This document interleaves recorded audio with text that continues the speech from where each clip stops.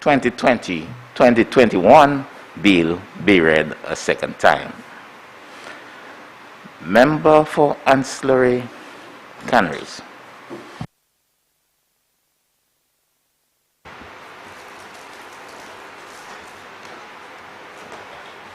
Thank you very much, Mr. Speaker. Mr. Speaker, I begin tonight by recognizing my loving constituents of ancillary canneries. I want to thank them, Mr. Speaker, for the extraordinary support that they've given me over these past 4 years. Mr. Speaker, indeed, it has helped us, Mr. Speaker, to transform our constituency and accomplish many high points, Mr. Speaker, towards the development of the area. Mr. Speaker, I shall expound on that a little later. But Mr. Speaker, there's an old saying about politics which says that opposition politicians often campaign in poetry and they govern in prose, Mr. Speaker. And Mr. Speaker, the more I listen to the members on the opposite side, the more this old adage rings true. Mr. Speaker, the opposition's contribution over the past 4 years can only be described with one simple term: flip-flop. Mr. Speaker, I stood in amazement and I listened to the Speaker just before me, the member for Vieux-Fort South, who is a former Prime Minister, a 5-time elected member for Parliament. Mr. Speaker, he says that he's been in politics since the 1970s. Mr. Speaker, he's been the Minister of Finance. And I listened, Mr. Speaker, with amazement, and I was lost for words at some of the claims that he has made, Mr. Speaker. But then, Mr. Speaker, I remembered that the leader of the opposition has been telling us for a long time, while we are busy governing the country, that everything we do now is about an election. And Mr. Speaker, I realize that what is clear and what is very palpable, Mr. Speaker, is the fact that the opposition has already launched its election campaign nationally in St. Lucia. So they'll do anything. And that has been their DNA, Mr. Speaker. Take, for example, the member for Vieux-Fort South cried, Mr. Speaker, for small businesses. And I stood there and I thought, I agree that we should, Mr. Speaker, do everything we can to help small St. Lucian businesses. They're the cornerstone of the economy. This is the way you sustain economic growth. This is the way you develop a place. But Mr. Speaker, it's okay to say that while you're in opposition, but you must mean that while you're in government. And so, Mr. Speaker, I put the question to him: what policies did he implement, Mr. Speaker, within his 15 years as Prime Minister, governing this country, as its Minister of Finance, Mr. Speaker? Twice did he have a 2/3 majority to come to the Parliament and make overhauls, Mr. Speaker, that are transformational to the development of this economy. And so, Mr. Speaker, having failed to do that in government, what did we see him do? Quite the contrary. Mr. Speaker, I am in possession of documents which showed, Mr. Speaker, that the member for Vieux-Fort South has been the biggest enemy to small businesses based on his policies. And Mr. Speaker, let me take you through the list of policies that he has implemented that has been anti-small businesses.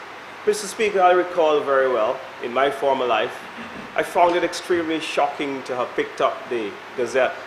And it showed, Mr. Speaker, that a certain major hotel had received concessions, Mr. Speaker, to purchase a boat to do tours, competing with local businesses, Mr. Speaker. Many local businesses, Mr. Speaker, had their contracts cancelled with that hotel, Mr. Speaker, as a result.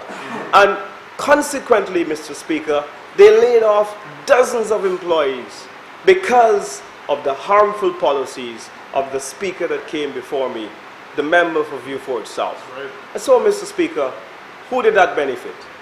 Was that really for family, friends, or foreigners? That's right. Mr. Speaker, I go further.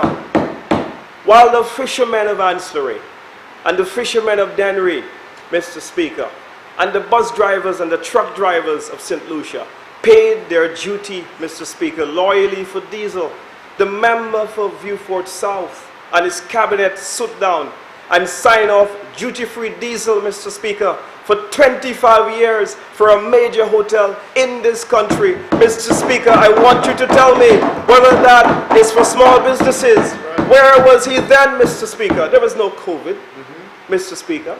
He had a free hand to govern, Mr. Speaker. That's right. Mr. Speaker, there were no duties for taxi drivers since the year 2013, Mr. Speaker. And so, Mr. Speaker, it burns their heart tonight to see that the taxi drivers and the bus drivers and the police officers and the frontline workers and the nurses, Mr. Speaker, that they are being finally considered for duty-free concessions by the Alan Shastney administration, Mr. Speaker. Mr. Speaker, the truth hurts, Mr. Speaker. There is where it matters. When you do what you say, that's when I rate you, Mr. Speaker. Mr. Speaker, you see when politicians go and campaign on something and do something else, must be very mindful with them, Mr. Speaker.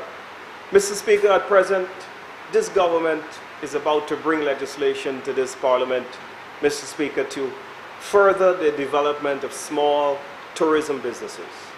For many years, the SLP sat and they said that it was okay. The minister, the leader of the opposition, a former minister of tourism, the member for Viewfort South, the Prime Minister, Minister of Finance, and what they held over the heads of St. Lucians, Mr. Speaker, that they must have 6 rooms to qualify, Mr. Speaker, in order to get concessions. But under the Alan Shastney leadership, Mr. Speaker, this cabinet will bring to this honorable house, Mr. Speaker, a waiver of this unconscionable requirement, Mr. Speaker, so that even the man with a 1-bedroom apartment can qualify for duty-free concessions when they are building and investing in tourism. Mr. Speaker, it goes even further. Their anti-small business approach. Mr. Speaker, they bring a legislation called the Tourism Stimulus and Investment Bill to this House in the year 2014. And I see the member for Castries South is writing, but he wasn't there at the time. He was busy wining and dining Jafali in the UK. And so, Mr. Speaker, the tax credit, Mr. Speaker, for small businesses in the year 2014, Mr. Speaker, showed that you had to have a minimum of 1.3 million EC dollars in order to qualify for a lending institutions to gain an incentive to lend you money. And so, Mr. Speaker, what they did, they brought the amendment in the year 2016, and it had a scale ranging from 1.3 million EC all the way up to 25 million US dollars. And it was only those big businesses, Mr. Speaker, that qualified for the tax credit by a lending institution to lend them money. What it made, Mr. Speaker, it made it more difficult for small tourism businesses to be able to afford, Mr. Speaker, to borrow money. And you want to tell me that you are all of a sudden concerned about small businesses? I mean, erroneously, the member for Castries South in the last debate, Mr. Speaker, and I know, Mr. Speaker, you don't like me to refer to him as the billion-dollar liar. I know that. But, Mr. Speaker, he's the great fabricator of this House, Mr. Speaker, and I'm coming to him in just a moment. Mr. Speaker, this administration have mastered the art of duplicity. This administration, the previous administration, the opposition, the St. Lucia Labour Party opposition. Mr. Speaker, you've heard a lot of noise about DSH. Take all the noise that you have heard, Mr. Speaker, and you would believe that the opposition was forever against the DSH project. Mr. Speaker, Let me read an email from the member for Viewfort South, and I wish he was here. And it's addressed to, it's from an email address, kenbells@gmail.com. And Mr. Speaker, we've dealt with this publicly, and he has never denied that this is his email address, nor being the author of this email. And Mr. Speaker, it says that, Dear Theo, he's now writing to Mr. Theo Aking, the chairman of Desert Star Holdings. He says, this is, Mr. Speaker, the date of the email, February 10th, 2016, just about 4 months before the last general elections. He says, Dear Theo, it was a pleasure to receive your email and note the strong enthusiasm which still exists to make the project a reality. I am touched, he says, Mr. Speaker, by the strength of your commitment. I am also excited by the potential of the project and have instructed my team, Mr. Speaker, listen to this, to find solutions to the disagreements which still exist. I trust that this can be done immediately, Mr. Speaker, 4 months before the general election. He goes on to say, Mr. Speaker, in the same email, he says, Mr. Speaker, of great concern is the requirement to waive sovereign immunity. This is unprecedented and may well require parliamentary approval. He says to do this in an election year is suicidal. However, listen, Mr. Speaker, carefully. However, Mr. Speaker, however, I am sure that our proposed wording can achieve the same interest and not prejudice the project in any way. So, Mr. Speaker, we see that the only thing that stopped him was because we were 4 months from a general elections. But he goes on, Mr. Speaker, in even more glowing terms to the chairman of Desert Star Holdings. Listen to him. He says, Theo, rest assured that I possess an even greater desire to see this project become a reality for so many reasons. And he goes on to say, Mr. Speaker, I will push to the limit, says the member for Viewfort South. I ask that you consider my thoughts, which I have shared above. Let us find solutions to make this a flag bearer for a sustainable, integrated resort development in the world. Mr. Speaker, does that sound to you like a man who is against the Desert Star Holding project? You know what this whole thing is about, Mr. Speaker? He is afraid of being embarrassed that when the project is finally implemented and completed, that he and his political future will end in the south of Viewfort. Right. And that is the only motivation, Mr. Speaker. That is the only motivation. And it's here, Mr. Speaker, I want him to come back inside and tell me that this email is a lie. Mr. Speaker, I put it before your honorable house. But Mr. Speaker, it doesn't just stop there. The duplicity. The member for Castries South, who is now the Public Relations Director for Range Development, continuously talks about... Mr. Speaker, a point about that. Mr. Speaker, it is one thing for one to masquerade like a clown and whatever else. Under what circumstances, Mr. Speaker? Yeah. Go on. I will still speak. Honorable. But you cannot call me Communications Director for Range. I accept that point. But then stop it, Mr. Speaker. You cannot tell me do not object. Stop it. No, you cannot do that. Honorable. I'm not no Communications Director for any... The truth? Honorable, can you turn off your light, please? Honorable Member Ancillary. Not this, that's fine. Honorable Member Dennis out. No, I was referring to.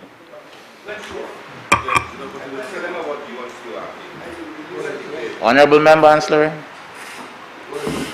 Yes, Mr. Speaker. If you have nothing to substantiate this, that the member for Castries South is the Public Relations Officer, so withdraw the statement, please. Mr. Speaker, if you have... Mr. Speaker, I'm always guided by you. You are the boss of this house. And whatever you request, I will do. But Mr. Speaker, so withdraw. I withdraw the statement. But Mr. Speaker, on countless occasions. The member for Castries South is on record in this house, Mr. Speaker. And check the Hansard, where he has, Mr. Speaker, paraded as if he is the public relations director for Range. And he has spoken, Mr. Speaker, vehemently in support of the Range Development Project. So don't come and pretend like you're not friendly to the people at Range. Don't come and pretend. Come on, man. Let's speak straight. Let's tell the people of St. Lucia what is factual. Mr. Speaker.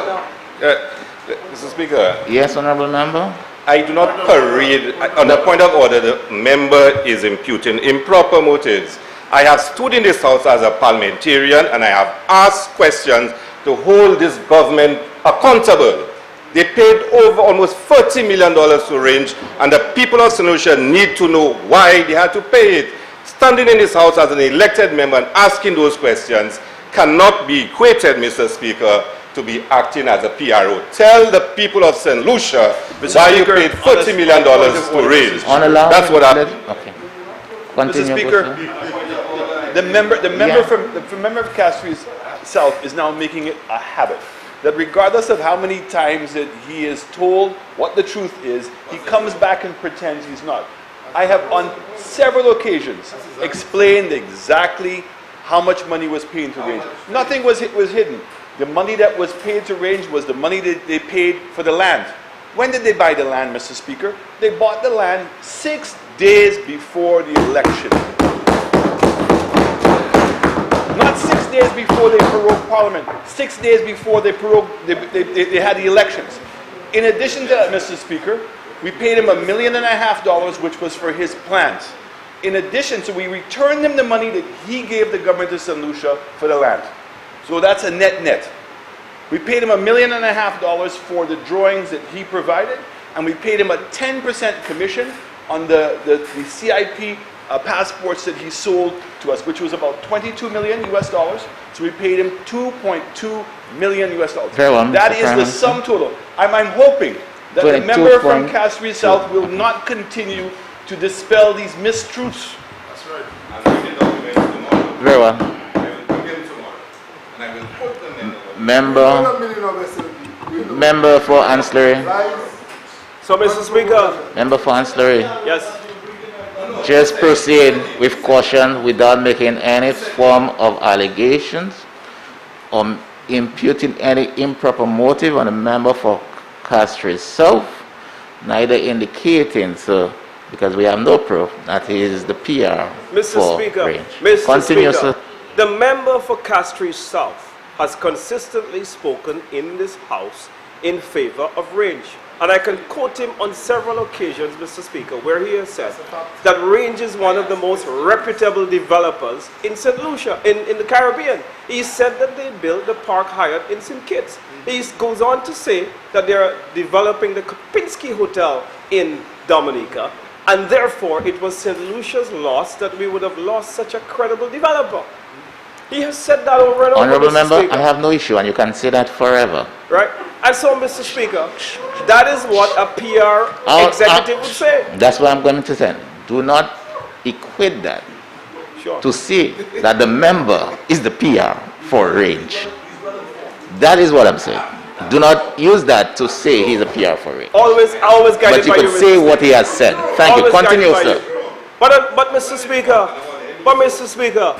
what is clear, Mr. Speaker? What is clear? What is clear, Mr. Speaker, is that a sweetheart deal was signed 6 days before a general elections, and that cannot be denied.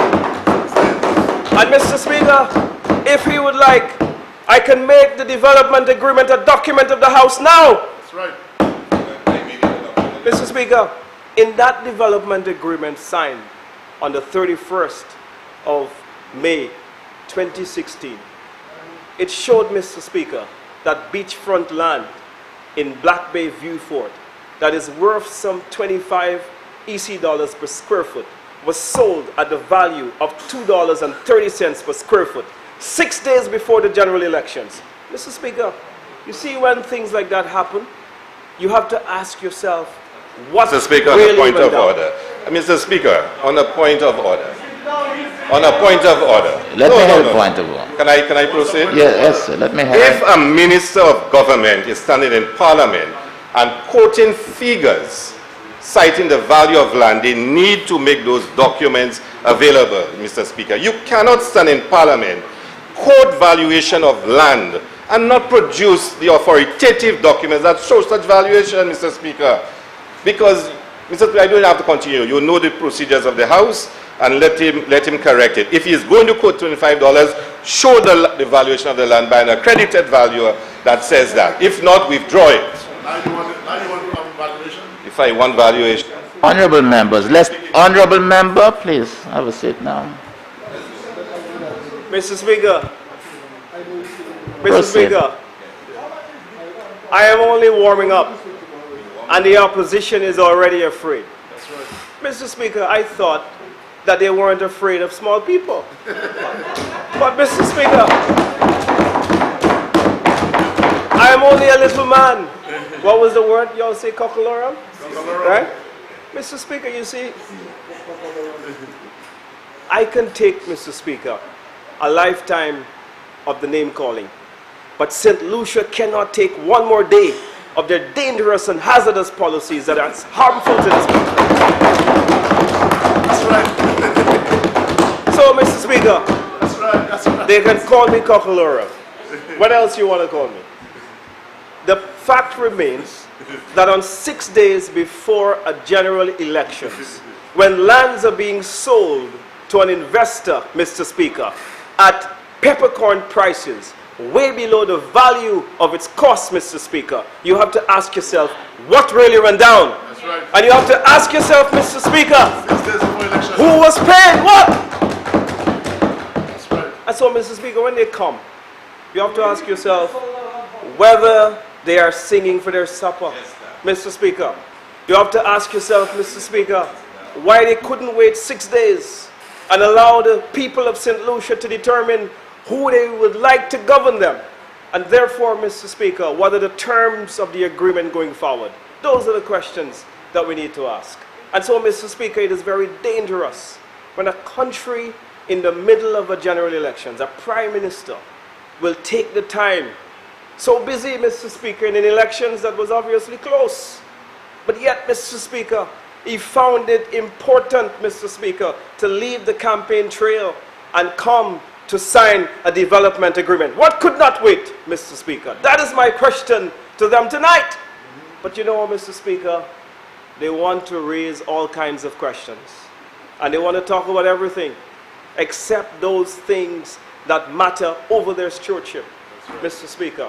And I have asked the member in the last sitting, and I donated time to him to give us the frank and full disclosure on Dr. Wahid Jafali and what really went on. And he, at every given occasion, Mr. Speaker, and I ask him now, he likes to stand and disrupt me. I have about 45 minutes left. I donate to the member for Castries South all this time to tell the people of St. Lucia what really went on in the Jafali affair. The Al Jazeera video, Mr. Speaker, that embarrassed the Caribbean and their CIP programs. Whether that is in fact true, the lawyer for Jafali's ex-wife, Mr. Speaker, made a very damning allegation on that video where he said to the world that if you need diplomatic immunity, all you've got to do is jump on a yacht and go to St. Lucia. That is there. That is the facts. And it wasn't this administration that has placed this country's international reputation at risk like that.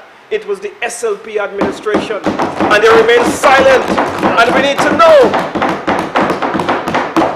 That's right. And so, Mr. Speaker, they say that we keep saying the same things. But if the member could get up and tell us that this is what happened, that XYZ ABC were the issues surrounding the Jafali affair, Mr. Speaker, there'd be no need for anyone to talk about it again because it would have settled the matters. But we don't know.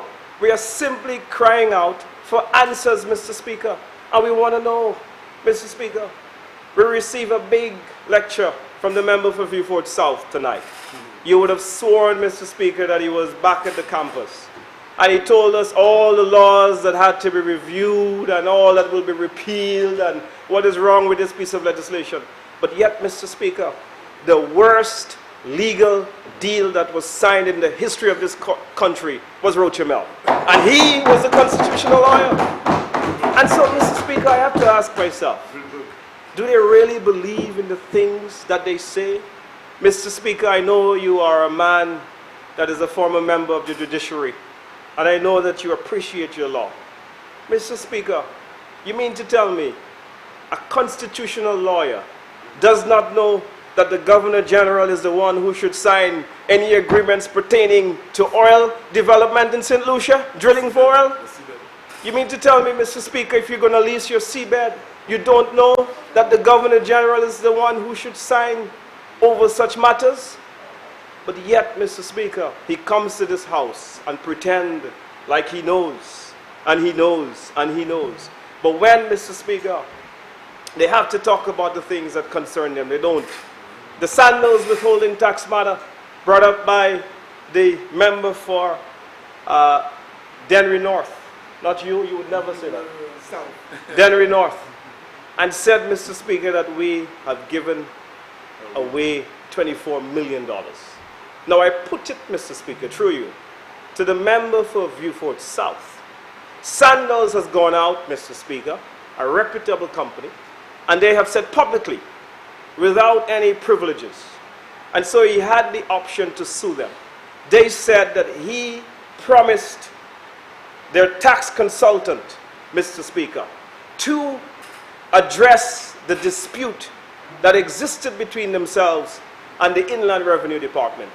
Mr. Speaker, I ask him tonight through you.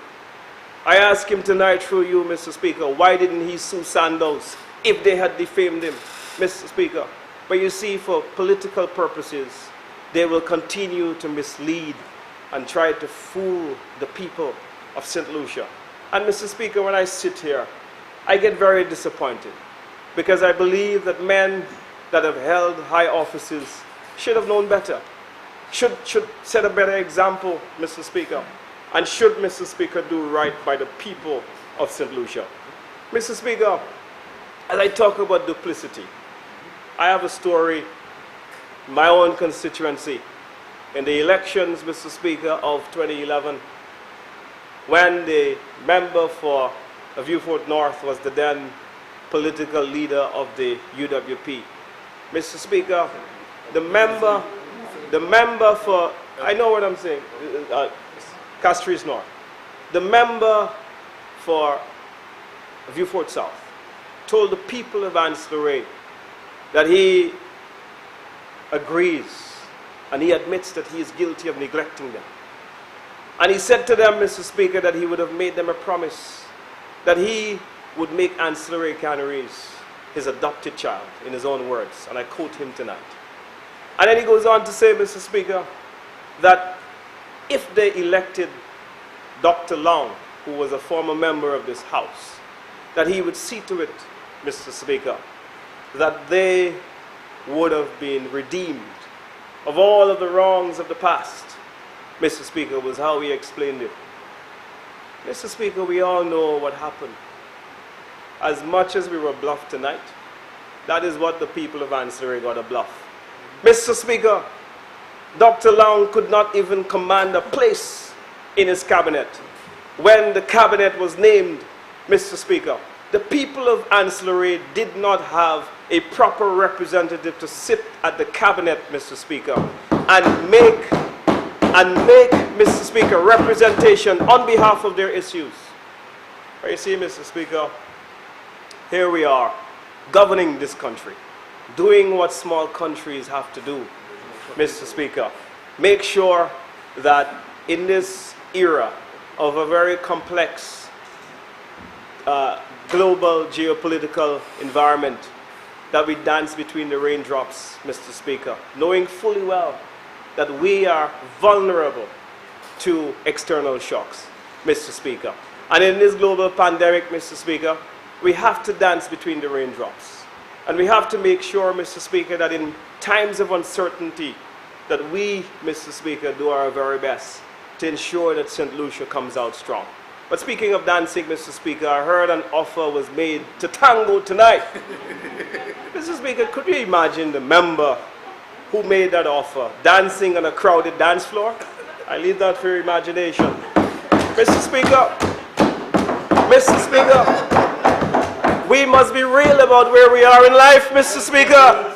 We must be real, Mr. Speaker, about where we are in life, Mr. Speaker, before we go inviting people to tango. So, Mr. Speaker, the NIC, Mr. Speaker, the NIC, Mr. Speaker, was unfortunately tonight brought into the mix. And it was so shameful, Mr. Speaker. Mr. Speaker, what we have done in this House is unprecedented. When we came and we amended the NIC Act to allow hundreds and thousands of displaced workers, Mr. Speaker, who have lost their jobs through tourism and other sectors, and who are NIC contributors. Mr. Speaker, the report suggests that the NIC, Mr. Speaker, received some 18,000 applications. And out of those 18,000 applications, Mr. Speaker, some 15,000 individuals were paid their NIC contributions, Mr. Speaker, as of the end of May. And, Mr. Speaker, I was reliably informed by the NIC that they are making steps, and very soon, Mr. Speaker, there should be a lot more payments being made. Mr. Speaker, erroneously tonight, I heard the former Minister of Finance of this country saying that he will use the IMF, Mr. Speaker. He said he will use the IMF, Mr. Speaker, as his Bible. Mr. Speaker, I want to, in quoting the growth rate for the year 2018, he said the IMF said that the growth rate was 0.1, which is a far different story from what the Social Economic Review says. And Mr. Speaker, he's bigger than me. If he wants to, he can get up and bully his way, and I'll sit down and let him correct me. But Mr. Speaker, on this occasion I am right. On this occasion I am right, Mr. Speaker. On this occasion, Mr. Speaker, I am right. I am right, Mr. Speaker. I am right. Mr. Speaker, you see, when we want to use statements for our convenience, Mr. Speaker. Mr. Speaker, the former Minister of Finance ought to have known that all the IMF does, they send a mission every year. That, Mr. Speaker, he ought to have known that. So how could you then try to cover up your economic failures by suggesting that there has been moderate growth in what we have done, Mr. Speaker? Mr. Speaker, the Social Economic Review put together by our hardworking civil servants, Mr. Speaker, suggests something else, that there has been significant growth in this economy. Mr. Speaker, when I check the average of the last 4 years, Mr. Speaker, we have averaged a growth rate of almost 3%, Mr. Speaker, which has not happened in the last 10 years. But when I compare that, Mr. Speaker, and you know, he has made a prediction saying that we would have been the government who would have presided over the worst economy since, that's a prediction, Mr. Speaker. But you know what is factual and what has already happened? Because predictions can be wrong. But what has already happened, Mr. Speaker, he is the worst economic manager we've had in the history of the country. That has already happened. So don't try to get company and try to bring people in your failures. 0 point whatever. Minus growth. 3 years of negative growth, Mr. Speaker. And so, Mr. Speaker, the performance of the member for Viewfort South has been ordinary as an economic manager of this country. He inherited a healthy economy from the Honorable Stephenson King. In 2011, according to the Social Economic Review, the growth rate of St. Lucia was 4.3%. By the following year, Mr. Speaker, St. Lucia made a mistake and put him at the helm of the economy, and it collapsed. He couldn't grow the economy, Mr. Speaker. He couldn't grow the economy. And you want to disrespect this government by saying that there is a moderate performance? I hate to hear mistruths, Mr. Speaker. There was no COVID, Mr. Speaker. But he's always been the kind of man to say one thing and do something else, Mr. Speaker. I mean, I heard him speak, Mr. Speaker, about impacts tonight.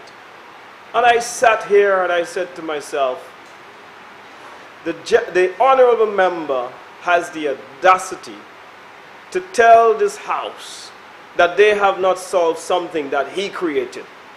Mr. Speaker, do you remember the public statement made by the member for Vieux-Fort South that he had seen a hit list, that the police force had a hit list, Mr. Speaker? Mr. Speaker, what do you think caused all this? Mr. Speaker, just like he used the IMF figures to corroborate his very false story, the impacts bluff tonight is a betrayal, Mr. Speaker, of the highest order of the civil servants of this country. And that's what you have done. You have betrayed the police, Mr. Speaker. The previous DPP, the Director of Public Prosecution, Mr. Speaker, is on the record of saying, and she called a press conference after a shameful rant on the market steps of the SLP to say that the DPP needed to move on the impacts report. And the following day she called a press conference and she said this, Mr. Speaker. She said that she had not seen any evidential files, Mr. Speaker. That is the truth. And so, Mr. Speaker, while she had not seen the files, the member for Vieux-Fort South responded and said that she should have come to him. But here he is tonight, Mr. Speaker, suggesting that there should be a separation from the DPP and the government. More lies. I mean, come on. That's right. There's no consistency. No consistency. There's no consistency in anything that they say, Mr. Speaker. It goes back to his views on VAT, his views on CIP, his views on civil servants' wage bills. Mr. Speaker, Bingo was right when he wrote the famous Calypso song that there were a split personality running the country of St. Lucia. And that remains true today, Mr. Speaker. That split personality is like good wine. It gets better with time, Mr. Speaker. So, Mr. Speaker, here we are tonight, wondering what is the opposition really trying to say to the people of St. Lucia, Mr. Speaker. What are they trying to say to the people of St. Lucia? And Mr. Speaker, I see there's a new campaign slogan, Mr. Speaker. There's a new campaign mantra. There's a new credo by them, Mr. Speaker. Mr. Speaker, you see, they cannot debate this government on the economy because nothing we've heard here today suggests that they know what to do to fix this economy, to create jobs, to manage the debt, Mr. Speaker. And so what they've done, Mr. Speaker, they have conveniently and dangerously turned to racism. And Mr. Speaker, while they'll say tonight that they have never made racist slurs, I heard the member for Vieux-Fort North today speaking about colonialism. And Mr. Speaker, all over Facebook and SLP-leaning talk shows, Mr. Speaker, have addressed issues of racism. Mr. Speaker, as we debate this appropriation bill, Mr. Speaker, of this current financial year, the current political climate is increasingly characterized by hate, racism, and divisiveness. Mr. Speaker, opposition-supported slogans are increasingly symbols of national disruptiveness, as the local populace is rightly more suspicious of political motives. It is my view, Mr. Speaker, that as a small country reliant on tourism and inextricably linked to the global political fabric, We cannot be a people of racism, nor can our politics be preached from a pulpit of hate.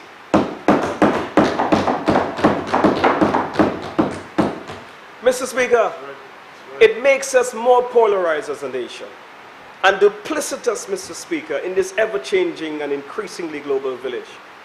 Mr. Speaker, these signals of hate violates the very principles of the civil rights movement that they profess to emulate, Mr. Speaker. Mr. Speaker, it is a shame that some have quoted Dr. Martin Luther King, the leader of the civil rights movement of the 60s, Mr. Speaker. Mr. Speaker, in his dream, Mr. Speaker, Dr. King made it clear that his was a dream motivated by a day when his 4 children would live in a nation where they would be judged by the content of their character and not by the color of their skin.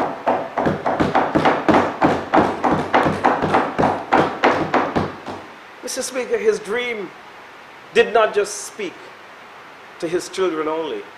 It also included all the peoples of all the world, Mr. Speaker. Mr. Speaker, Dr. King was conscious of the fact that the movement of equality is a multiracial movement, Mr. Speaker.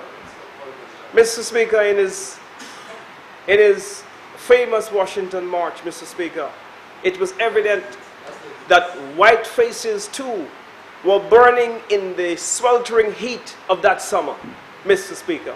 And he realized, Mr. Speaker, that it required both blacks and whites to defeat the scourge of inequality, of racism, and of divisiveness, Mr. Speaker. Mr. Speaker, we must never allow our politics to deteriorate, Mr. Speaker, to the old biblical proverbial creature, Mr. Speaker, known as the cockatrice. Mr. Speaker, do you know what's a cockatrice? Mr. Speaker? Mr. Speaker, a cockatrice, Mr. Speaker, as defined in the Bible, says a cockatrice is commonly represented with the head, legs, and wings of a cock, a rooster. Mr. Speaker, it says with the body of and tail of a serpent. It has the power to kill with just one look because it can spit venom from its eyes. Mr. Speaker, in the Bible, the cockatrice is symbolic of the devil, man's enemy for thousands upon thousands of years. This is what it says in Isaiah 14:29.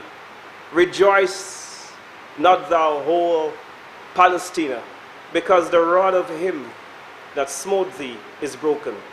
For out of the serpent's root shall come forth a cockatrice, Mr. Speaker, and his fruit shall be a fiery, flying serpent, Mr. Speaker.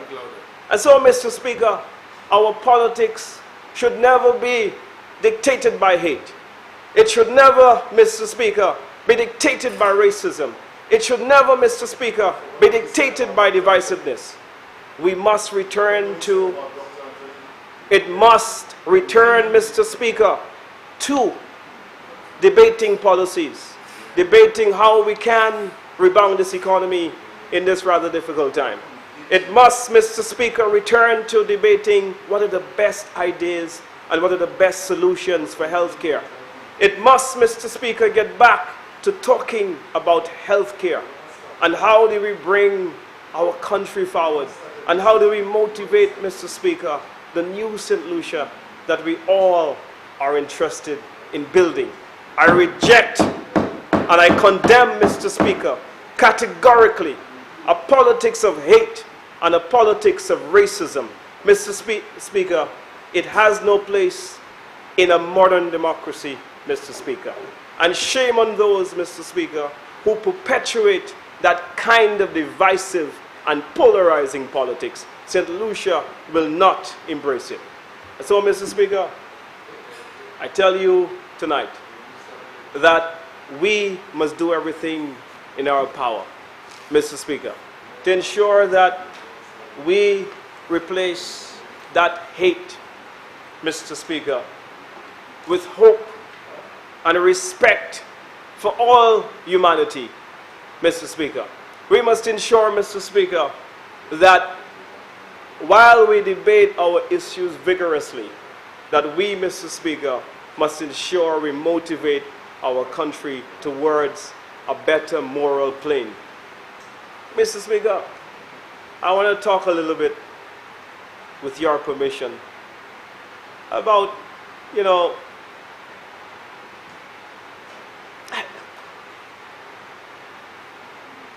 about this word, Mr. Speaker, as coined by my good friend.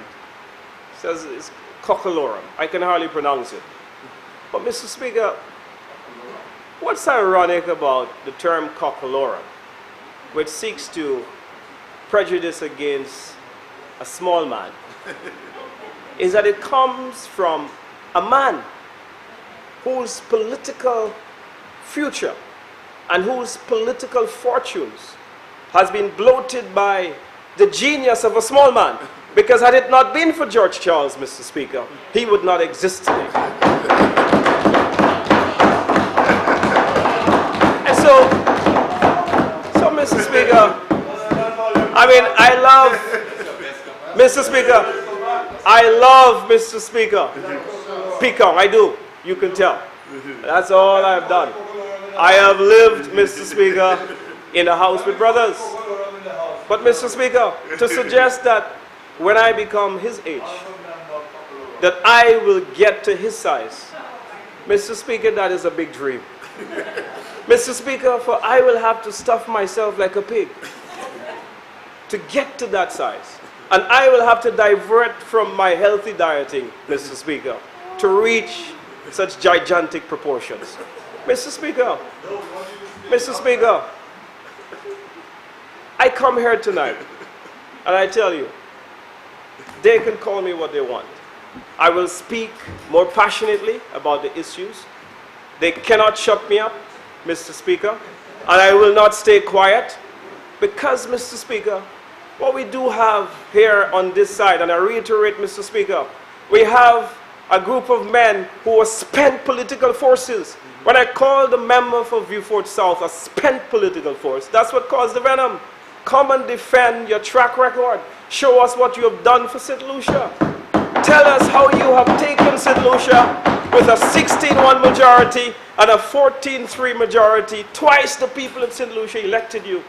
You had the best opportunity that has ever been given to a politician, and you squandered it. And that is the fact of life. And Mr. Speaker, the member for Choiseul, for Soufrière, was right when he said that the member for Castries East had cause to be concerned. Because you see, Mr. Speaker, it's not just about name calling in the House these days.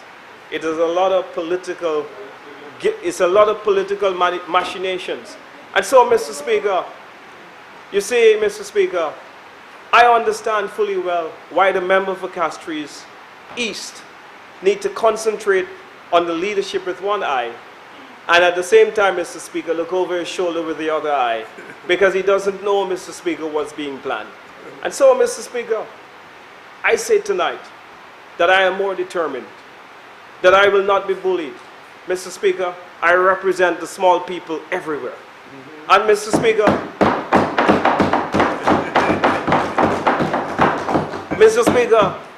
I will take the opportunity to recite a phrase that my grandmother always told me. Petit corps, pas maladie. Honorable member. So, Mr. Speaker, Mr. Speaker, Mr. Speaker, Mr. Speaker, Mr. Speaker.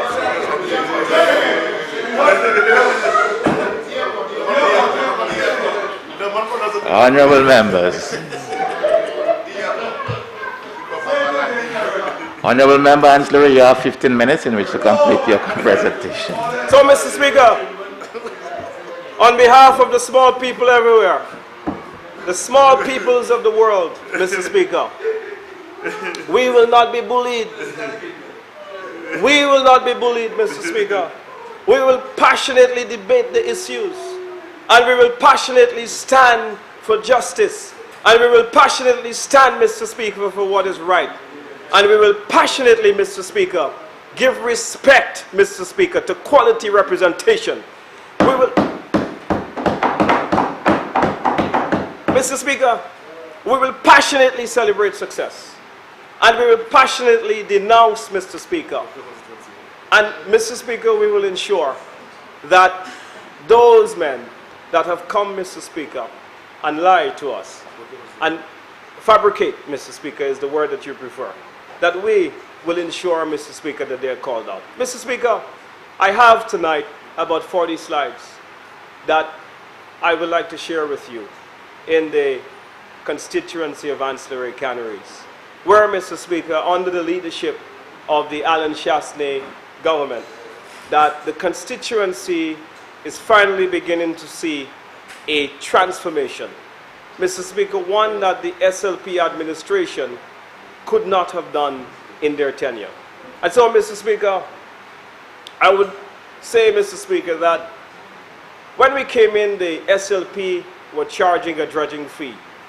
And that dredging fee, Mr. Speaker, was a tax they were collecting in an effort to drill the Roseau Dam. And, Mr. Speaker, despite the many situations and media reports which suggested that the water quality and the water levels in the country were undermining the national water supply, the SLP just couldn't get this project on the road. But under the leadership of the Honorable Member for Babonneau, Mr. Speaker, the dam, they began the drilling process, and I would like to report, Mr. Speaker, that this project is making tremendous headway.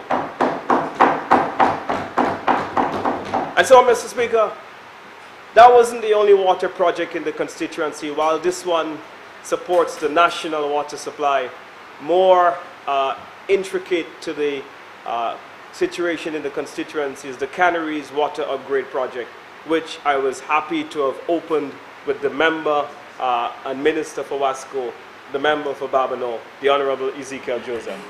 Mr. Speaker, the Techime Community Center was in a state of disrepair, Mr. Speaker. And this is a community that is above the John Compton Dam. And they, Mr. Speaker, are people that are very determined, and a people, Mr. Speaker, that have stood the test of time. And, Mr. Speaker, a very closely knit community. We've had to do a lot of renovation works to this facility. Mr. Speaker, when I took office, the Millet Community Center was closed for 11 years. And, Mr. Speaker, after 5 years of rule, this is what it looked like, Mr. Speaker. Look at this place. It was a place that bats and rats and all those insects, Mr. Speaker, they found their homes in this facility. The people of Millet, Mr. Speaker, had to go under a tree when they want to have a meeting. They had to go outside of the constituency for their weddings, Mr. Speaker, and country and western dances, Mr. Speaker, had to be held in community centers in the nearby Bel Air community of the constituency of the Honorable Guy Joseph. But today, Mr. Speaker, look at what we have done. Look at the transformation we have done, Mr. Speaker. Mr. Speaker, I have 40 slides tonight, and you've given me 15 minutes. And I am going to ask the opposition one more time to name one project in ancillary canneries that they started and completed between the years of 2011 and 2016. And, Mr. Speaker, at any time they would like to stand up and explain to the people of ancillary what they have done for them, what they have started and completed in those 5 years, Mr. Speaker, I will bow to them. But, Mr. Speaker, not a man will stand. Everyone will sit quietly, Mr. Speaker, because you know the answer to that question? 0 projects. And so, Mr. Speaker, we didn't just build a white elephant. The Millet Human Resource Development Center has been a center, Mr. Speaker, of action, where it's been busy training the young people of ancillary canneries under the NAPS program. We partnered with Monroe College, And Mr. Speaker, we have trained over 200 individuals for the hospitality sector. Mr. Speaker, we continue to train the vendors, Mr. Speaker, to make sure that they too are part of this economy that we're trying to build. Mr. Speaker, we have done tremendous rehabilitation, and under the leadership of the Ministry of Education and the Minister and her team, we have done a significant work in the rehabilitation all of our schools. The picture on screen, Mr. Speaker, is the complete overhaul of the Millet Primary School, merging the infant and primary schools together. The Roseau Combined School, Mr. Speaker, also received a new assembly hall, Mr. Speaker. This building that you see, that is a concrete building, Mr. Speaker, was a wooden building, Mr. Speaker, which stood before it. And that building, Mr. Speaker, was infested by termites.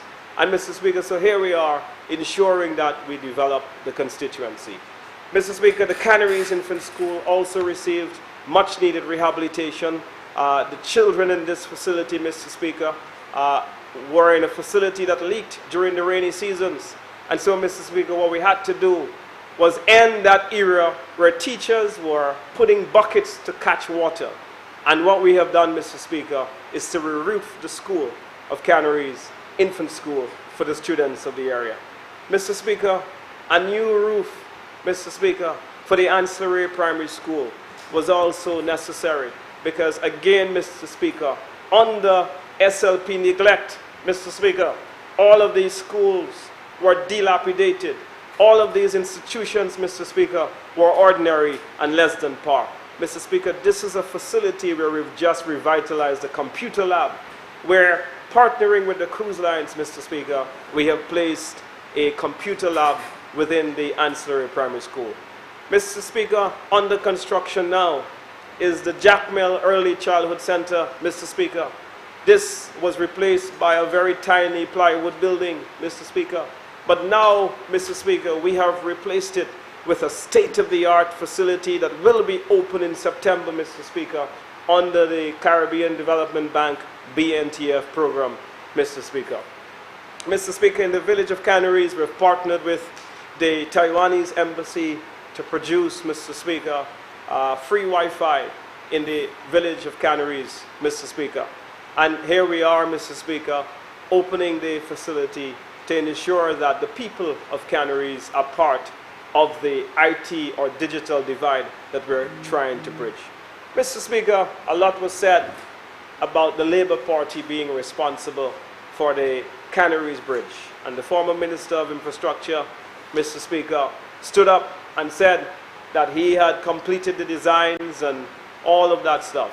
Mr. Speaker, the bridge in Canaries, the fact of the matter is the project was implemented under the leadership of the Minister of Infrastructure and the member for Castries North. That is the fact of the matter, Mr. Speaker. And so, it doesn't matter what is said by the opposition, the people of Canaries are aware when the bridge was constructed.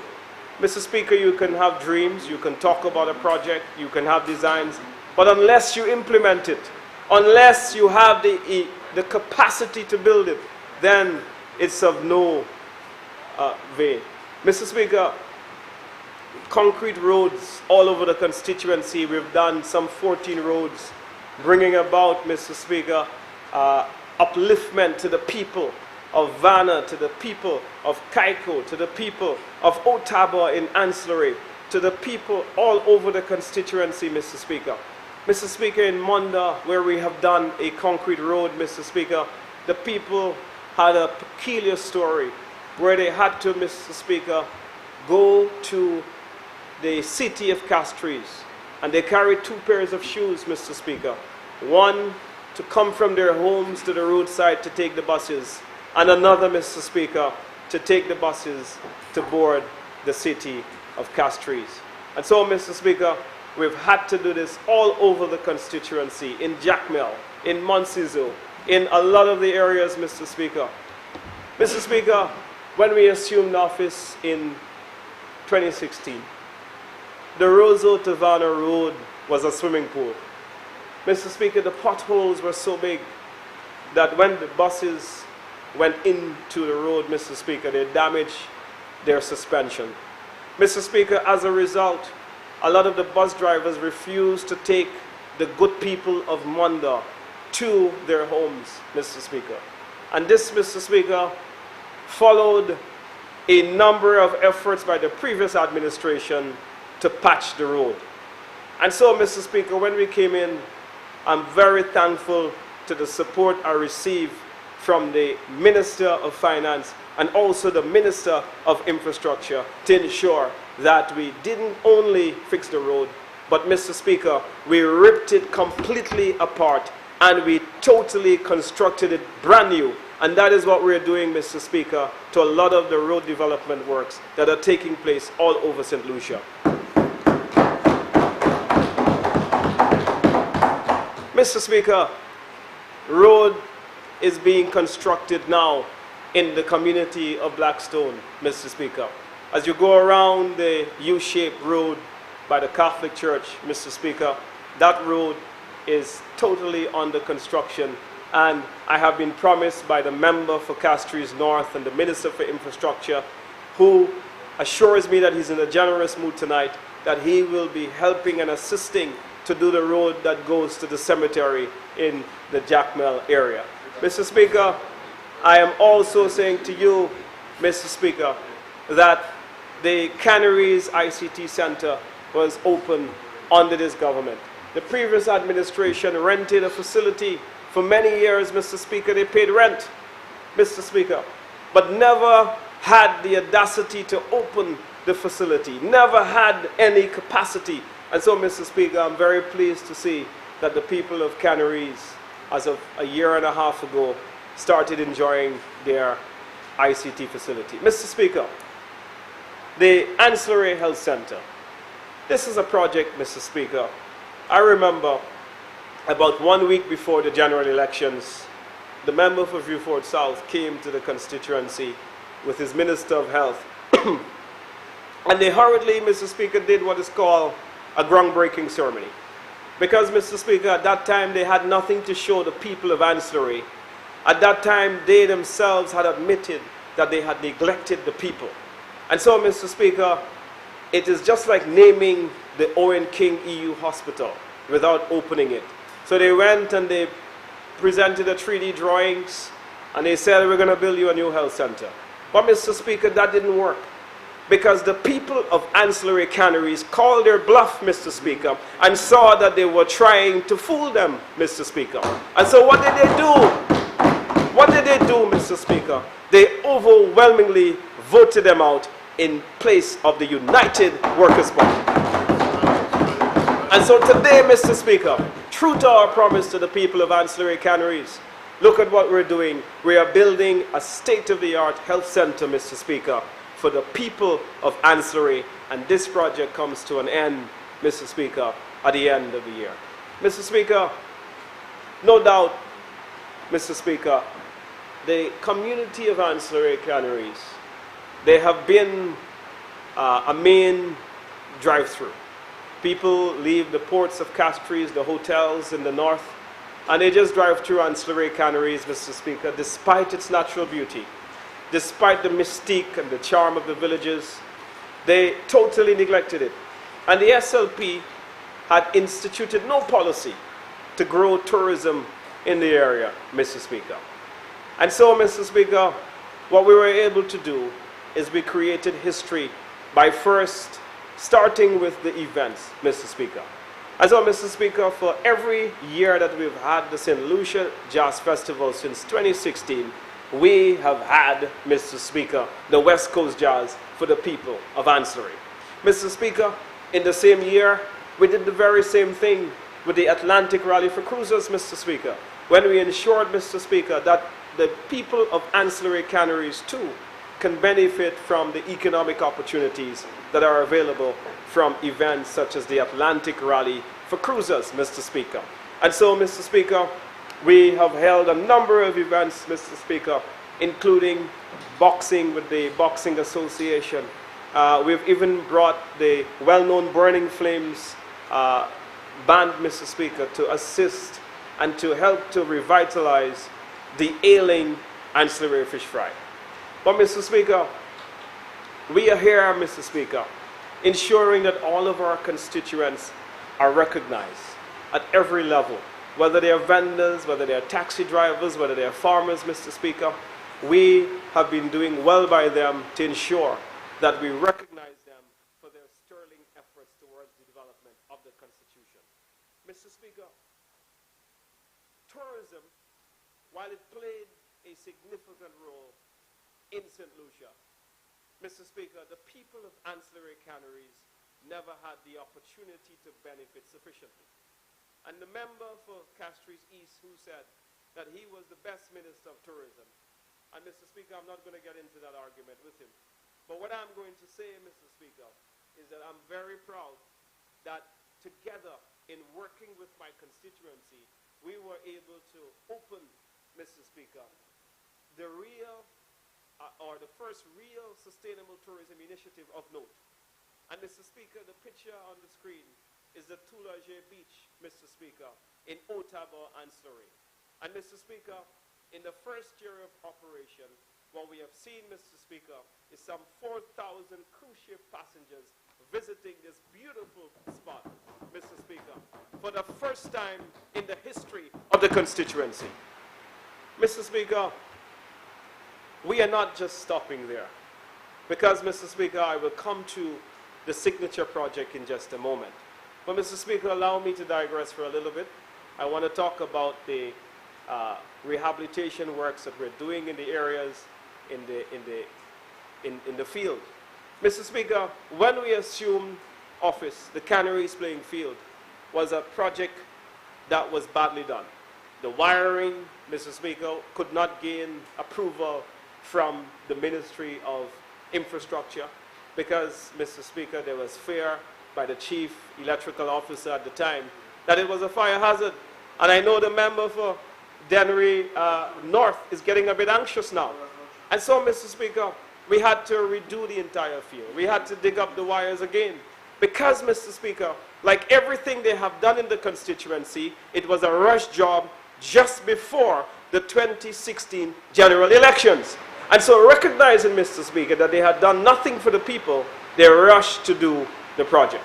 And so, Mr. Speaker, we've had to come in and we've had to spend, Mr. Speaker, hundreds of thousands of dollars to redo this project, to relay the surfacing, to remove, Mr. Speaker, the electrical housing, Mr. Speaker, in line with the advice of the Ministry of Infrastructure to ensure that this project was a safe project. Today, Mr. Speaker, I'm happy to report that even within the drought, the people of Canneries have managed this facility well, that the picture that you see there is exactly what it looks like, Mr. Speaker, with irrigation, maintenance, fertilization, that they have done a most magnificent job in keeping this playing field going. Mr. Speaker, I don't know which one to say between Canneries and Jacmel, which is the best. But, Mr. Speaker, we did the same with the community. Member, you have 5 minutes in the Jacmel playing field, your presentation. Mr. Speaker. But the Jacmel playing field, Mr. Speaker, what we've had to do is, this was a swamp that you see. And, Mr. Speaker, it was a pasture for cows and for goats and for sheep, Mr. Speaker. And what we have done is come in and work with the sportsmen, Mr. Speaker, who at the time had to go to the Roseau Beach and get sand. And, Mr. Speaker, I cannot tell you how many truckloads of sand I've had to sponsor in my capacity as a private citizen to help, Mr. Speaker, the situation. Mr. Speaker, now from a swamp, what we have done, Mr. Speaker, is to transform this former swamp into a state-of-the-art, international, FIFA-size playing field, Mr. Speaker. And I notice, Mr. Speaker, the member for Dennery North is silent on that one. Because as Minister of Sports, Mr. Speaker, he neglected the people of Jacmel. And I wonder why, Mr. Speaker, that they neglected the people of Jacmel. I wonder why, Mr. Speaker, they didn't spend any of the money from the national lotteries, Mr. Speaker, to ensure that the people of Jacmel had a playing field that they deserve, Mr. Speaker. Mr. Speaker, the people of Millet, has produced some of the best cricketers this country has seen, Mr. Speaker. Johnson Charles, Aaron Donovan, Aline Donovan, Mr. Speaker. Mr. Speaker, the list is long. Esau Gabriel, and a whole host of cricketers that have come from the community of Millet. But yet, the people of Millet, Mr. Speaker, had the worst playing field in St. Lucia. And the member for Dennery North says that he has been one of the best ministers of sports this country has seen. Mr. Speaker, there was no difference between the playing field and the banana plantation next to the playing field. But Mr. Speaker, in honor of the sportsmen of Millet, this is what we have done, Mr. Speaker. We have taken action, and today, Mr. Speaker, we are almost completed, just like we have done with Jackmel, to ensure that the Vanna playing field becomes one of the best playing fields in St. Lucia. And so, Mr. Honorable member, you Speaker, should be wrapping up. the people of ancillary canneries, Mr. Speaker, is not left out of various projects that we have for them. Mr. Speaker, I want to turn my attention to the village tourism project in ancillary at this point. Mr. Speaker, currently before the DCA is a transformational project for the community of ancillary. And Mr. Speaker, that project is going to consist of a number of things, Mr. Speaker. It will consist, Mr. Speaker, of a mini hotel in the location of the old police station. It's going to consist, Mr. Speaker, of totally refurbishing and overhauling the waterfront of ancillary, where we will build, Mr. Speaker, a restaurant, Mr. Speaker, targeting the yachting sector. Mr. Speaker, we will build no less than 20 moorings, Mr. Speaker. And Mr. Speaker, the old fish fry building will be given the attention that it deserves. We will, Mr. Speaker, completely demolish and rebuild this facility. Mr. Speaker, the square of ancillary will receive the much needed attention that it deserves, Mr. Speaker. Mr. Speaker, such a beautiful village, such a beautiful people, and such a beautiful community have been neglected by the St. Lucia Labour Party. But Mr. Speaker, I make a pledge before you, Mr. Speaker. Before this honorable house, I say to you that before the end of the year, Mr. Speaker, we will cut the ribbon to open the transformational project for the people of ancillary, Mr. Speaker. And what this will do, Mr. Speaker, it will begin, Mr. Speaker, the renaissance of a beautiful village. It will begin, Mr. Speaker, the revitalization, Mr. Speaker, of the ancillary economy. Mr. Speaker, it will commence, Mr. Speaker, the advancement. It will commence, Mr. Speaker, the development that the ancillary people so deserve. And so, Mr. Speaker, I say to you, and I say to the people of St. Lucia, that what we see are some clear set of ideas as to where we want to go to develop our communities and develop this country, St. Lucia, Mr. Speaker. And Mr. Speaker, we are very clear as to where we want to go with the development of St. Lucia. And we're very clear where we want to put this country. We're very clear, Mr. Speaker, how we're going to rebuild this economy, how we will reopen back tourism, how we will, Mr. Speaker, ensure that the number one industry, the bedrock, the cornerstone of our economy will come back under sound leadership led by the Alan Shastney administration. Mr. Speaker, we will return this economy to its former glory. Mr. Speaker, the job unemployment rate was at 16.8%. And the member for Castries East erroneously suggested that because the labor force had declined by 3,000 people, that somehow that undermined the 16.8%. But Mr. Speaker, I tell you tonight... Member? Thank you, Mr. Speaker. Wrapping up. And so, Mr. Speaker, I say to him that in the year 2014, the unemployment rate was 24.4% with a total job force of 98,000 people.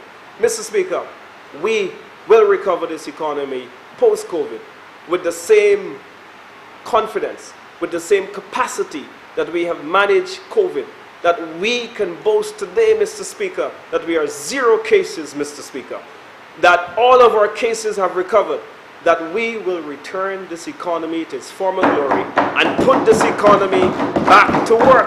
The people of St. Lucia should be glad that it is not the SLP administration that is in power, because the famine will be perpetuated for many years to come. I thank you, Mr. Speaker.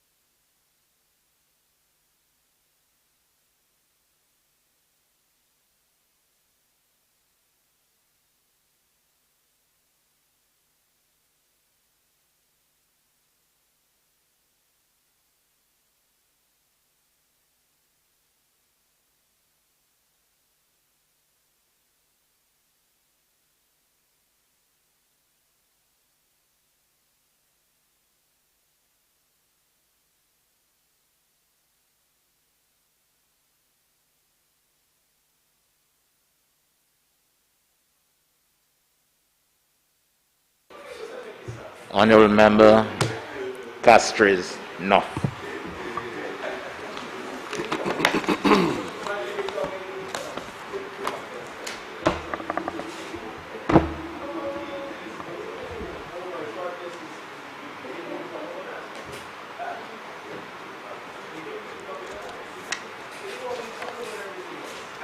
Honorable Member. Mr. Speaker, permit me this opportunity to present my ministry's strategic contribution to the budget presentation for the fiscal year 2020-2021. But, Mr. Speaker, before I proceed any further, I shall break the practice to recognize and thank some very special people who have been serving this country selflessly throughout the years, some for decades. Mr. Speaker, I speak of some hard-working public officers who serve us in this chamber beyond the call of duty, and in recent times beyond the midnight hour into the wee hours of the morning to get the business of the state done, and done on time. Therefore, Mr. Speaker, I wish to thank sincerely the Clerk of Parliament and her staff, including technicians, cameramen and women, police officers, and all auxiliary staff. Also, the Permanent Secretary and the staff of the Ministry of Finance, particularly Budget Director and staff. I thank all of them, and I'm sure members will join me in saying thank you, considering the hard work that they have done over the years. Now, Mr. Speaker, I wish to reiterate that no organization, institution, or agency can survive without a plan, or rather, a strategic focus. Mr. Speaker, the Minister for Finance in his budget theme, New Challenges, New Opportunities to Continue to Build a Stronger St. Lucia, is quite instructive. The theme, Mr. Speaker, keeps us focused on the building of this new St. Lucia that we all deserve and have endeavored for decades. However, Mr. Speaker, it has come with this major challenge that is COVID-19. We are not daunted though, Mr. Speaker, for it has created new opportunities for us to build greater resilience in our people, greater resilience in our systems. It permits us to focus more on our people and to care more about them. Mr. Speaker, COVID-19 has impacted on many sectors in our economy. And as a consequence, because of the impact that COVID-19 has had on the workforce of this country, I wish to present the first part of my presentation on the labor force of this country. Mr. Speaker, our workers in St. Lucia and abroad have been greatly affected by this global pandemic, COVID-19. Many jobs have been lost, particularly in the hospitality sector, while businesses and employers have had to take very tough decisions to save their operations or face the reality of collapse. Mr. Speaker, the Labour Department has been inundated with complaints and concerns being expressed over the new reality of extended layoff periods consequential on involuntary national shutdown of business, an unprecedented situation. It is on this basis, Mr. Speaker, that the Department of Labour entered into social dialogue with worker representatives, employers' representatives, and government institutions to attempt to resolve the issue of the layoff and redundancy issue. We have had very spirited discussions, and I'm encouraged, and all views contended, and I must say that out of the dialogue, it was agreed that there was a need to make the requisite amendments to Section 148 of the Labour Code or the Labour Act to cushion the potential negative impact on employees as well as employers. Mr. Speaker, the period of layoff specified under Section 1481 of the Labour Act, Cap 16.04, has been extended as a consequence of the amendment which was passed 2 weeks ago here in this chamber. Therefore, a further continuous period of 12 weeks commencing the 19th of June 2020 and terminating on the 11th day of September 2020 has been instituted. This, to my mind, Mr. Speaker, is what I consider to be progress, and not progress only as a result of the amendments, but progress in relations to the social dialogue that we were able to accomplish and the burning desire and commitment of the parties present to continue this approach into the future. Mr. Speaker, at those discussions, all of the unions bar one, supported the initiative of making the amendment and giving the workers an opportunity to at least remain on the payroll and given an option in the event that they so desire to opt for the redundancy pay to be able to do so without feeling disenfranchised. The St. Lucia Hotels and Tourism Association, the Employers Federation, and the Chamber of Commerce all supported the amendment. Notwithstanding, Mr. Speaker, the Department of Labour has fully motivated in most recent past, accelerated its effort towards achieving various aspects in relation to the labor portfolio. Therefore, Mr. Speaker, I will take this opportunity to spend a little time on what I consider to be the medium-term vision plan for labor. As I mentioned in my contribution to the budget debate, Mr. Speaker, on the estimates for this fiscal year, I indicated that in this new vista of a new environment for work, with potentially new opportunities to excite the imagination and creativity of our workers, employers, and our people, the Department of Labor will launch a refocused agenda that will reflect the following. 1, formalization of the social dialogue. And I must admit, out of the recent meetings which were held with the unions, the trade unions, the employers, and the Chamber of Commerce and Government, it is quite encouraging that we are making steps to formalizing the social dialogue, or the tripartite system, which has been worked on for many years to no avail. 2, completion of the ongoing review of the Labor Act and its regulations. We are nearing the completion of that review, and I'm hoping before the end of the year, we will be able to return to Parliament, or to come to Parliament for the approval of Parliament.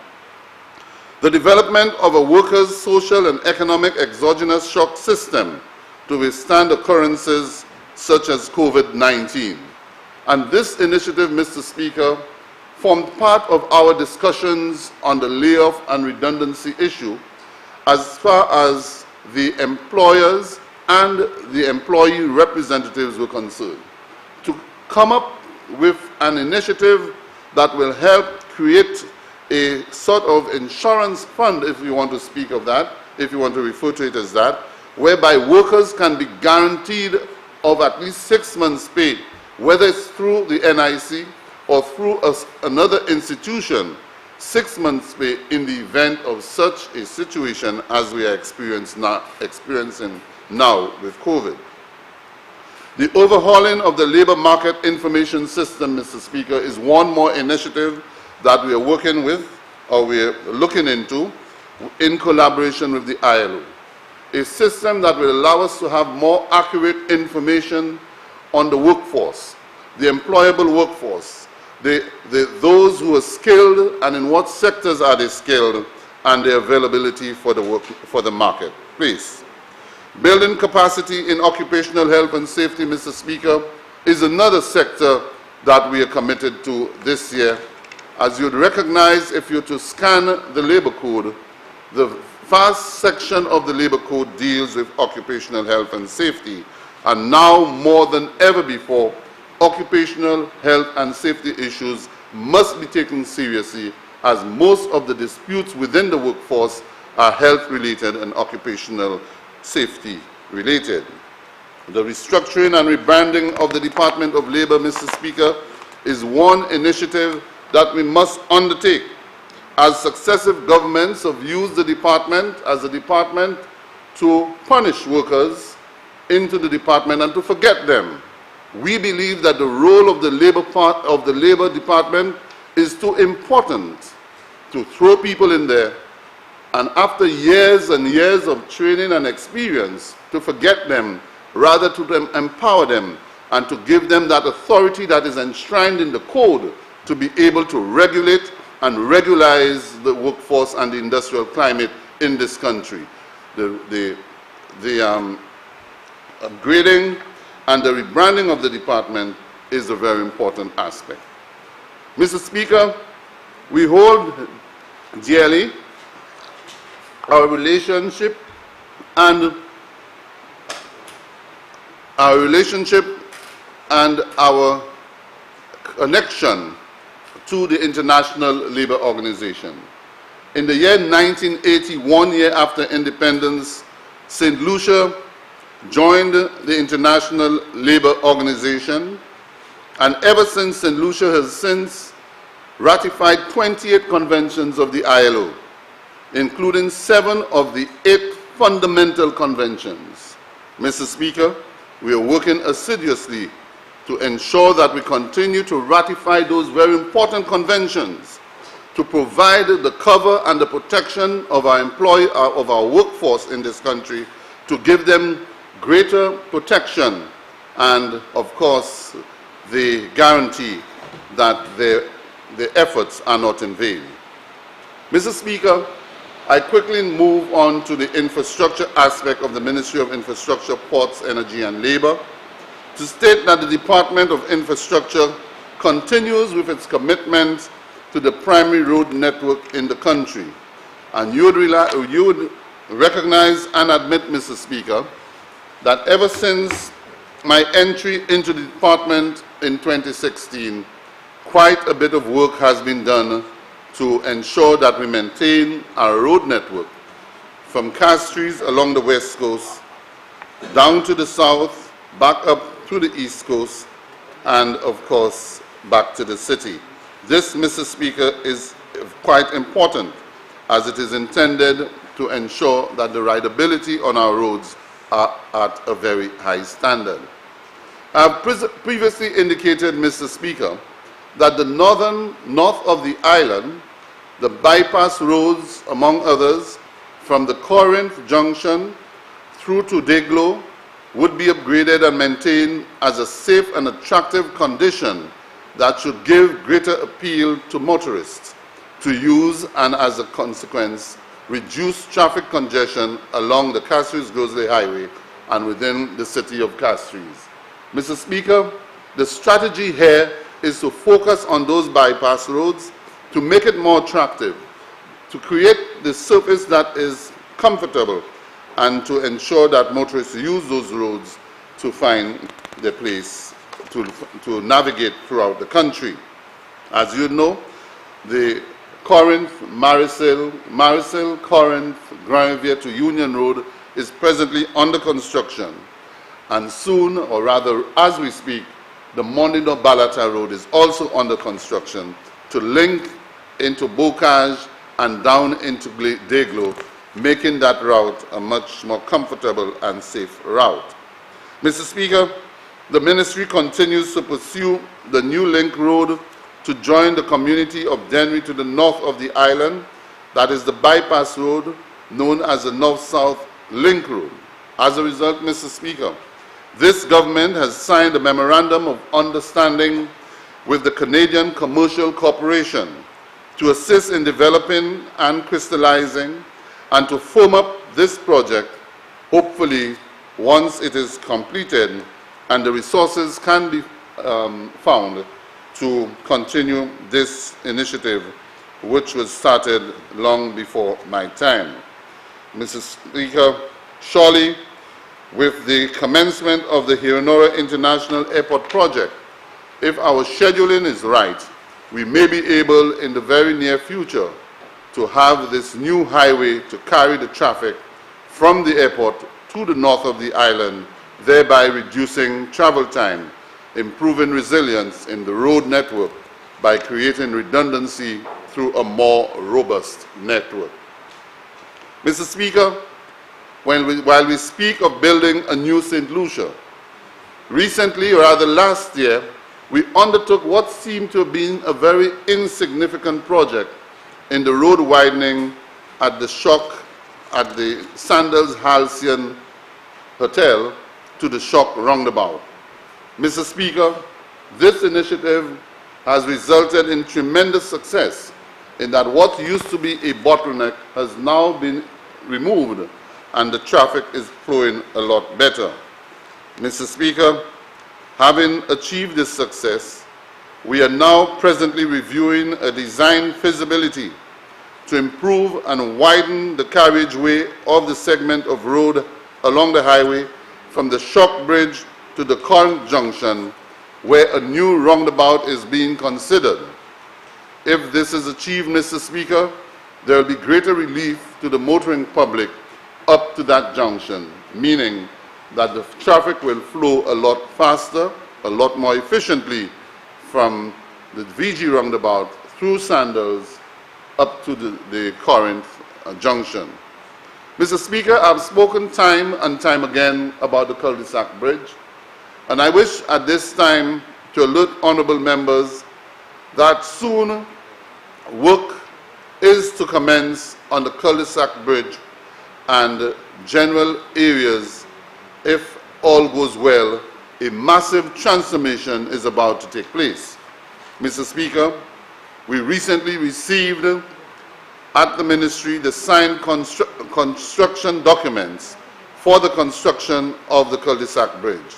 As I have said before, this bridge, Mr. Speaker, and accompanying works is a gift from the Japanese government through its Japan Agency for International Cooperation. The award, Mr. Speaker, which was as a result of a public tender in Japan, was awarded to a Japanese construction firm. This Japanese contractor, Mr. Speaker, has signed the contract documents and has submitted it to St. Lucia, pending our signature after the legal review. We are now pursuing our requisite procurement approval and is expected to be signed next week to facilitate the commencement of work. Mr. Speaker, the Millennium Highway. I've spoken during the last debate, and I wish to again re-emphasize that this is a grant from the UK government through its United Kingdom Caribbean Infrastructure Partnership Fund, UKCIF. A total of $115 million will be spent in the local economy. Just to reiterate, Mr. Speaker, the project deliverables on this project include complete rehabilitation of the Millennium Highway, reconstruction of the West Coast Road from cul-de-sac all the way to Soufre, design for construction of the new ancillary bridge, and the robust island-wide road safety program. This, Mr. Speaker, will complement the initiatives that we have already taken to provide safer roads by putting in the necessary road furniture as guardrails and crash barriers and signs and all of the necessary road furniture that you have seen going up, Mr. Speaker, in the last 4 years. This will be further improved with funding from the UK government throughout the country to make our roads a lot safer. Mr. Speaker, we are now conducting the evaluation of pre-qualification documents submitted by contractors who responded to the advertisements. With the completion of those, Mr. Speaker, we expect to proceed and to offer to the responsive applicants the bid documents for the various lots in early July 2020. Again, Mr. Speaker, I believe when I addressed the last debate, I did indicate some 7 contractors, 3 from St. Lucia and 4 from Canada, Trinidad and Tobago, and Mexico, along with a Chinese company. They all presented the pre-qualification bid documents. Out of that, some 4 will be selected and then given the opportunity to bid. However, Mr. Speaker, an effort is being made to ensure that while there are 3 St. Lucian companies in the bid, to ensure that even if a St. Lucian company were not to be qualified, that the CDB will review the conditions to allow that they enter into a partnership if at all the bid is won by a firm, a non-St. Lucian firm. Mr. Speaker, the road network maintenance program again is one which we are committed to and will continue to ensure that we proceed with our efforts as we have done in the past. Mr. Speaker, with our aggressive potholing and road maintenance regime, we have made a marked improvement in road conditions throughout the island, particularly our primary road network. Mr. Speaker, driving around the island has never been better and safer. Mr. Speaker, I must admit that we would wish to be in a position to keep to road improvement schedule and to address all pavement conditions that are not potholes but require, perhaps, with age, a reseal of the asphalt pavement to lengthen the service life of the road. Mr. Speaker, We do not have unlimited resources, and therefore, with this in mind, we attempt to be very responsive to the concerns of the public, and we ensure as much as possible timely intervention. Mr. Speaker, the most aggressive and recent road initiatives is the Road Improvement and Maintenance Program, RIMP 4. This, Mr. Speaker, commenced in earnest earlier this year, at a cost of US $42 million. It's a road improvement and maintenance program created as the largest single investment in roads ever by a government here in St. Lucia. Mr. Speaker, the project is financed by the Republic of China on Taiwan. The project seeks to rehabilitate approximately 80.2 kilometers of primary, secondary, and tertiary roads, bringing relief to 11 districts island-wide.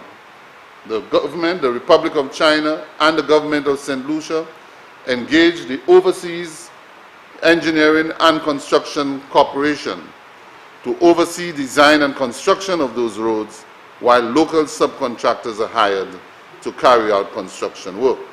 Mr. Speaker, to date, 23 projects have been signed and are at different stages of construction for an approximate cost of $84.5 million, or approximately 75% of the construction budget has been fully committed.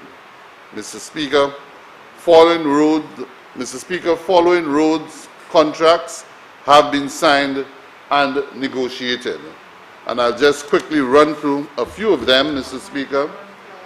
Saltibus Main Road, Piat Development, Marisol Grand Riviere, Union Roundabout, Kazeba, Lower and Upper New Development, Diramo Wall, Blanchard Road,